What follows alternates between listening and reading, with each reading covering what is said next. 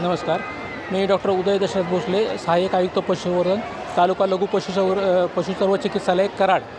सध्या जे कराडमध्ये 26 ते 30 डिसेंबर 2025 या कालावधीमध्ये 20वे यशवंतराव चव्हाण कृषी औद्योगिक व पशु प्रदर्शन चालू आहे. आज त्याच पशु प्रदर्शनाचा आज तिसरा दिवस आहे. आज दुधाळ जनावरं तसेच गाई म्हशी आणि बैल वर्ग याचं आपल्या इथे स्पर्धा आयोजित केल्या होत्या.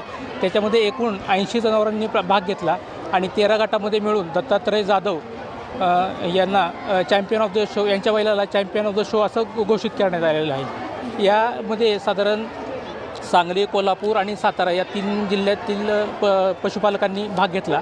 आणि उद्या दिनांक 29 डिसेंबर रोजी आपल्याकडे श्वान प्रदर्शन आयोजित करण्यात आलेलं आहे. आणि परवा आणि या प्रदर्शनाचा शेवटचा दिवस याच्यामध्ये आपण कुक्कुट पक्षी तसेच पक्षी वर्गातील इतर आणि शेळी मेंढी गट याचं प्रदर्शन आयोजित करण्यात आलेलं आहे.